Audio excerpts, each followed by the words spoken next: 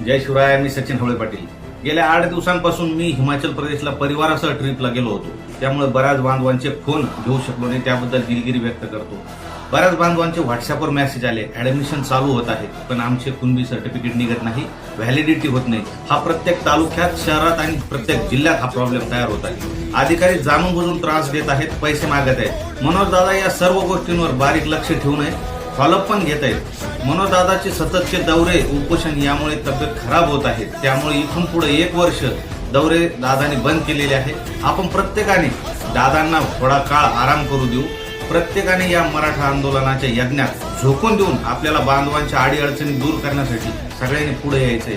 आपली जी संकल्पना होती, प्रत्येक गावागावात 20 बांधवांची लगान टीम बनवायची, आता वेळ आलेली आहे. आपल्या समाजातील तज्ज्ञ वकील, अधिकारी, कर्मचारी, अभ्यासक यांना सोबत घेऊन मार्गदर्शन घेऊ.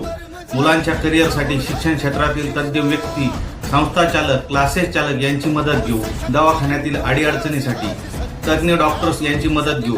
प्रत्येक गावाखेड्यात, तालुक्यात, शहरात मजबूत मराठा सेवकांची बांधणी करू, जेणेकरून कुठल्याही व्यक्तीला अडचण आली तर अर्ध्या तासात मदत मिळाली पाहिजे. प्रत्येक तालुक्यात व जिल्ह्यात दौरा काढून आपल्या बांधवांच्या अडीअडचणी समजून घ्यायच्या आहे. जे बांधव आमच्यासोबत काम करायला तयार असतील त्यांनी कुठल्या तालुक्यापासून किंवा जिल्ह्यापासून सुरुवात करायची कॉमेंटमध्ये सांगा.